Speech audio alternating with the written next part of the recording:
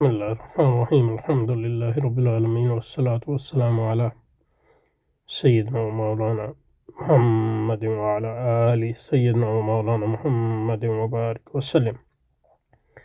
سبحان ربك رب العزة عما يصفون وسلام على المرسلين والحمد لله رب العالمين. اللهم أرنا الحق حقا وارزقنا اتباعه وأرنا الباطل باطلا وارزقنا اجتنابه. اللهم أرنا حقائق الأشياء كما هي. ربنا زدنا علما وعملا وإخلاصا وفقها يا رب العالمين. وسلم. اللهم انصر أولياءك في مشارق الأرض ومغاربها. اللهم انصرهم على عدوك وعدوهم إنك على كل شيء قدير. اللهم فرج عنا وعن إخواننا في مشارق الأرض ومغاربها. اللهم نفس كربنا وكربنا وثبت أقدامنا وأقدامهم والطف بنا وبهم يا أرحم الراحمين يا رب العالمين.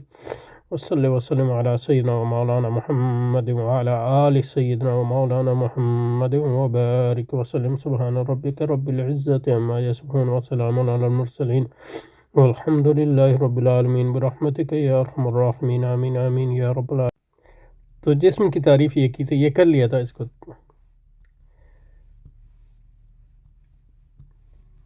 ما یمکن ہے جس میں یہ امکان ہو کہ یفرد فی، جس میں فرض کی جا سکے. ابعاد ثلاثہ، تین ابعاد جو ایک دوسرے کو انٹرسیکٹ کرتی ہوں، متقاطع، اور انٹرسیکٹ کرتی ہوں 90 درجے پر، اس کو ہم جسم کہتے ہیں. یہ فلسفیانہ تعریف ہے اس خاص فلسفے کے مطابق. تو اس کے مطابق اگر یعنی دو ابعاد کو جو ہے جسم نہیں کہتے، اس کو سطح کہتے ہیں. مثلا تو جسم وہ چیز ہے جس میں ابعاد ثلاثہ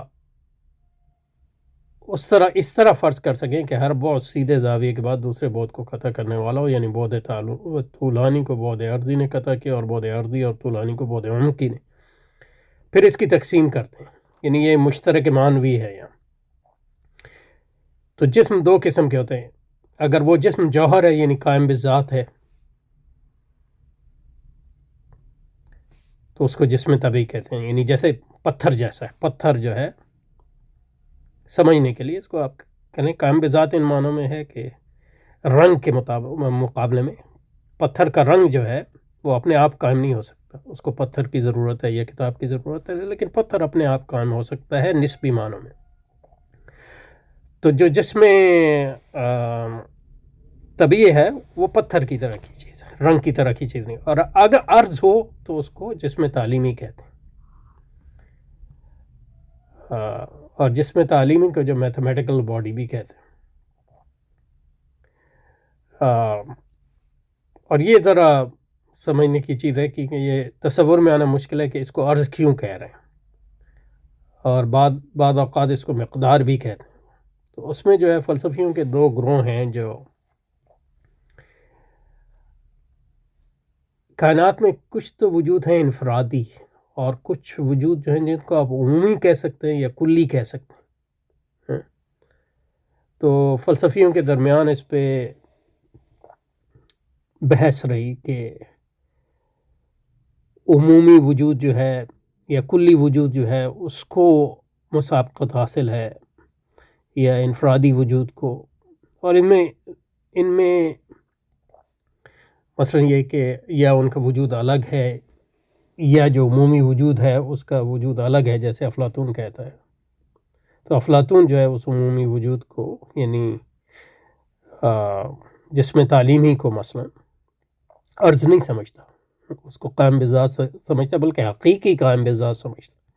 اور اس کا وجود انسان کے ذہن میں نہیں ہے، بلکہ اس کا وجود ایک خاص عالم میں جس کو وہ عالم مثال کہتا ہے. اور اس کے نزدیک وہ عالم مثال جو ہے حقیقی عالم ہے. اور آج بھی ایسے فلسفی ہیں مطلب یہ کہ جو سمجھتے ہیں کہ جو ایبسٹریکٹ اینٹیٹیز ہیں جیسے ریاضی کے نمبر ہیں یہ حقیقی ان کا وجود ہے اور یہ خارج میں ہے. پھر دوسرے لوگ جو ہے وہ یہ کہتے ہیں کہ تو خارج میں وجود نہیں ہے بلکہ ذہن میں وجود ہے،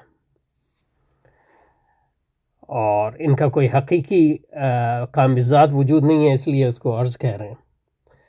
بلکہ ان چیزوں کا وجود یعنی جسم تعلیمی کا وجود جو ہے جسم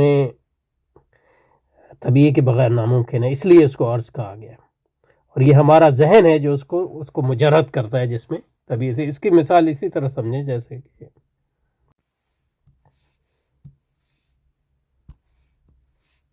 جیسے کرسی کو لے لیں، کرسی قائم بذات ہے، یعنی جوہر نسبی معنوں میں سبسٹنس اس کو کہتے ہیں، تو ظاہر کرسی حقیقی سبسٹنس نہیں، لیکن نسبی معنوں میں یعنی رنگ کے مقابلے میں ایک قائم بذات ہے۔ رنگ جو ہے وہ عرض ہے، رنگ عرض ہے کا مطلب کیا ہے؟ رنگ جو ہے ایک عمومی چیز ہے، آپ نے کبھی رنگ کو الگ سے نہیں دیکھا ہوگا،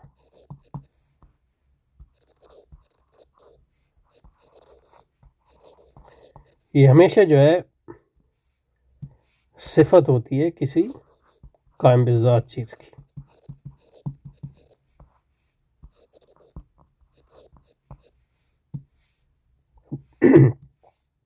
بعض لوگ کہتے ہیں کہ مطلب وہ رنگوں کو دیکھتے ہیں اپنے ذہن میں یا کائنات میں رنگوں کو دیکھتے ہیں،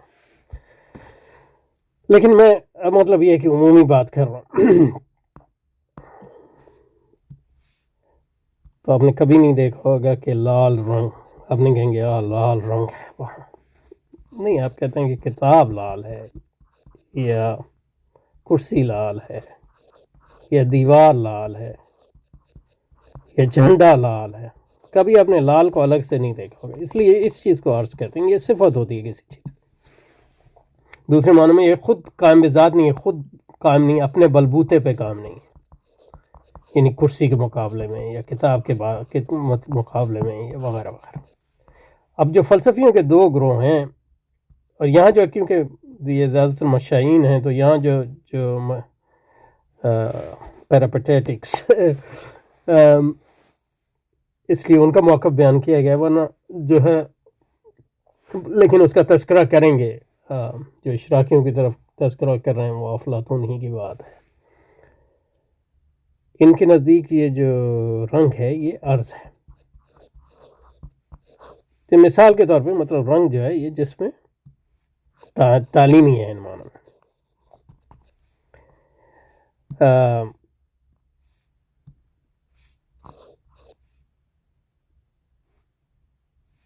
یعنی جس میں اس کو اس سے مماثلت دے سکتے ہیں۔ تو ارسطو مثلا یہ کہتا ہے کہ یہ جو عرض ہے یہ اس کا کوئی الگ وجود نہیں ہے کرسی سے یا کتاب سے، یہ الگ جو کرتے ہیں ہم تجرید کے عمل کے ذریعے کرتے ہیں۔ تجرید، جرد یجرد، کسی چیز کو مجرد کرنا، یعنی رنگ کو مجرد کرنا عن الکتاب یا عن الکرسی ہے۔ تو ایبسٹریکشن جو ہے ایک عمل ہے، اور یہ اہم عمل ہے، یہ فلسفے یعنی فلسفے میں اس پہ کبھی بات کریں گے۔ جب آپ فلسفیات ہیں یا فلسفائز کرتے ہیں تو اس میں تجرید بہت اہم ہے، تجرید کا عمل جو ہے ذہن کے ذریعے ہوتا ہے، تو یہ ہمارا ذہن ہے جو الگ کرتا ہے رنگ کو کتاب سے، اور اس کا الگ کوئی خارجی وجود نہیں ہے ہمارے ذہن کے عمل کے علاوہ، تو یہ ہمیشہ جو ہے ذات کے اندر ہی جلوہ گر ہوگی، سمجھے؟ یہ حقیقی مطلب ارسطو کا جو اپنا ویو ہے میٹا فزکس میں، مابعد و طبیعت میں، وہ اس سے گہرا ہے، لیکن یہ کہ میں سمجھانے کے لیے عرض کر رہا ہوں۔ اس کے برعکس مثلا افلاطون جو کہتا ہے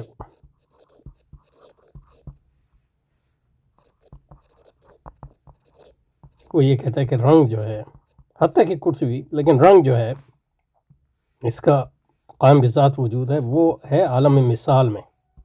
تو عالم مثال میں مثالی لال رنگ موجود ہے مثلا، اور جو کرسی ہے وہ لال رنگ اختیار کرتی ہے اس مثالی لال رنگ میں شرکت کے ذریعے مجسم ہوتی ہے۔ تو رنگ جو ہے وہ صورت جسمیہ کا حصہ ہے، لیکن یہ ہے کہ اس کا جو وجہ وجود ہے وہ یہ ہے کہ وہ جو مثالی رنگ ہے اس میں شریک ہے۔ اور حقیقت میں افلاطون کے نزدیک تو مثلا ایک کرسی بھی جو ہے، اس میں گو کہ بحث ہے اس کے فلسفے میں کہ کرسی یعنی ایک مثالی کرسی موجود ہے کہ نہیں، اور یہ جو تقسیم ہے فلسفیوں میں کہ انواع جو ہیں یا کلی وجود جو ہیں وہ خارج میں موجود ہیں کہ نہیں، ذہن میں ہیں، یا صرف ہماری تجرید کا، ہمارے عمل کا ثمر ہیں، یہ بحث کبھی ختم نہیں ہوئی ہے۔ مثلا موجودہ فلسفے میں بھی جو تجربی لوگ ہیں، تجربی فلسفیوں کو زیادہ تر یہ سمجھتے ہیں کہ یعنی لوک وغیرہ وہ زیادہ تر ارسطو کے ساتھ ہیں، جبکہ جو مثالیت پرست ہیں وہ زیادہ تر افلاطون کے ساتھ ہیں، لیکن مختلف معانی میں۔ اور مثالیت کی بھی دو تین قسمیں ہیں، مثلا ایک باقلے کی مثالیت ہے، ایک کانٹ کی مثالیت ہے، ایک ہیگل کی مثالیت ہے، افلاطون کی، یہ مختلف قسم کی، ایک سبجیکٹو مثالیت ہے، ایک ٹرانسینڈنٹل مثالیت ہے، ایک جو ہے مطلق مثالیت ہے۔ اور تجربیت میں بھی مثالیت مل گئی، مثلا باقلے جو ہے تجربی بھی ہے اور مثالی بھی ہے۔ لیکن یہ ایک عمومی تقسیم ہے جو قائم ہے۔ اور یہاں جو کہہ رہے ہیں وہ جسم جو قائم بذات ہو اس کو جسم، اور جو عرض ہو یعنی رنگ کی طرح ہو اس کو جسم تعلیمی یا میتھمیٹک کو جسم کہتے ہیں۔ تو بظاہراً تو اس تقسیم کے لحاظ سے جو ہے جو بھی عرض ہے، اگر عرض کی تین ابعاد ہیں تو اس کو جسم تعلیمی کہہ سکتے ہیں، میتھمیٹیکل تقسیم کہہ سکتے ہیں، لیکن اس کی تفصیلی جب تعریف آگے آئے گی تو اس پہ زیادہ بحث ہو سکے گی۔ اب اس کی تعریف بتا رہے ہیں، تفصیل بتا رہے ہیں۔ جسم طبی وہ جوہر ہے، یعنی جو تینوں جہتوں میں تقسیم کو قبول کرے، یعنی اس میں حقیقتاً ابعاد ثلاثہ پائے جائیں۔ ہمیں جو اجسام نظر آتے ہیں وہ سب اجسام طبی ہیں۔ پھر مطلق جسم طبی مطلق کا مطلب کیا ہے؟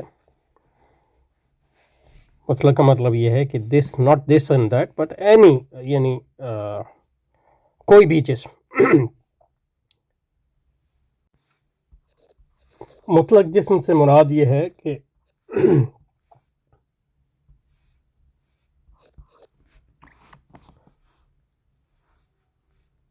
جسم as such، یعنی یہ اس کی کوئی ایک مثال نہیں بلکہ کوئی بھی جسم۔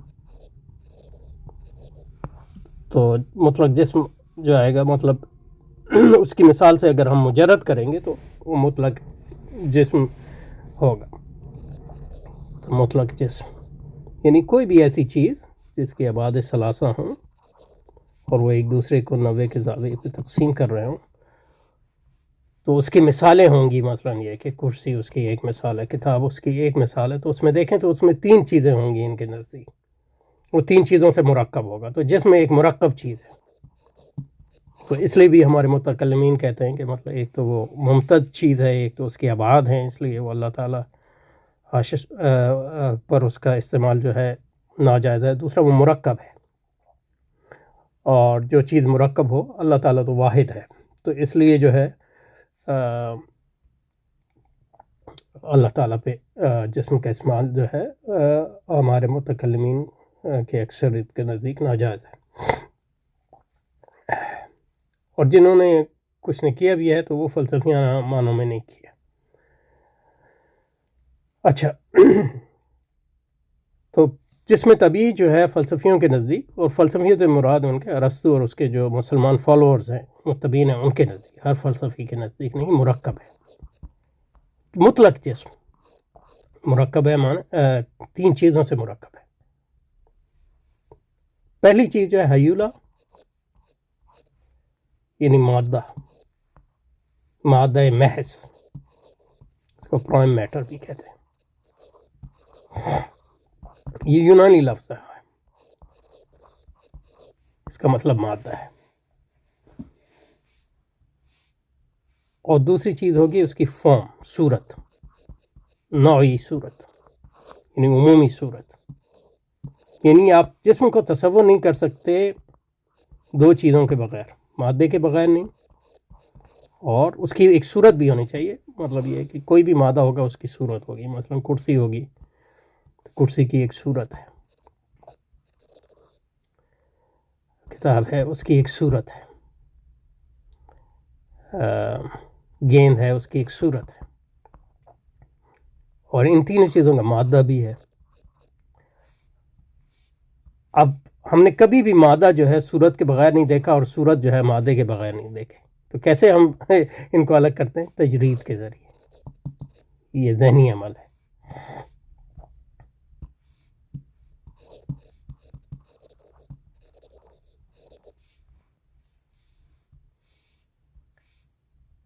ان لوگوں کے نزدیک مادہ تو خارج میں موجود ہو سکتا ہے صورت کے بغیر، کیونکہ ہم نے اس کو دیکھا نہیں ہے، لیکن یہ صورت جو ہے مادے کے بغیر جو ہے خارج میں اس کا کوئی وجود نہیں.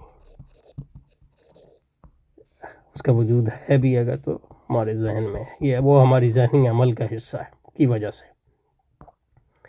لیکن ایک تیسری بھی چیز ہے جس کو وہ کہتے ہیں صورت جسمیہ. اور صورت جسمیہ اور صورت نوعیہ میں وہی فرق ہے جو فرد اور نوع میں فرق ہے عموماً.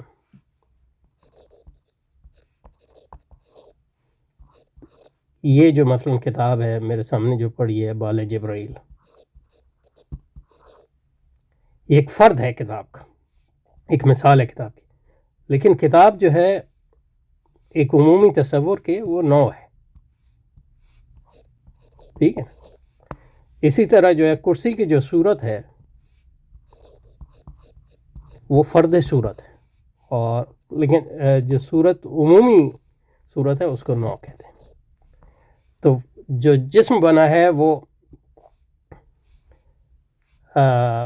مادہ جمع صورت نوعیہ، لیکن صورت نوعیہ جو ہے وہ جو مجسم ہوتی ہے ایک فرد کی صورت میں ہوتی ہے، ایک اسپیسیفک چیز کہتے ہیں، تو اس کو صورت جسمیہ کہتے ہیں. مثلا یہ کہ عمومی طور پہ کرسی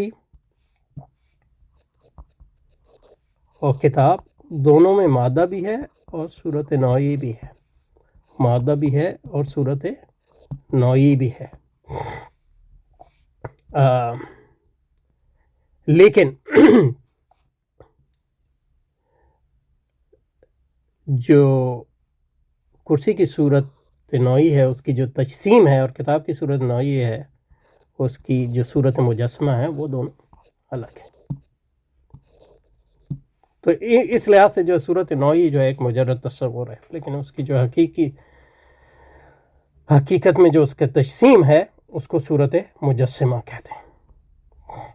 تو اس کو یہاں رکتے ہیں، پھر اس کو جاری رکھیں گے انشاءاللہ. سبحانک اللہم و بحمدک نشہد ان لا الہ الا انت نستغفرک ونتوب الیک. وصلی وسلم علی سیدنا و مولانا محمد وعلی آل سیدنا و مولانا محمد وبارک وسلم. سبحان ربک رب العزت عما یصفون وسلام علی المرسلین والحمد للہ رب العالمین برحمتک یا ارحم الراحمین. آمین آمین یا رب العالمین.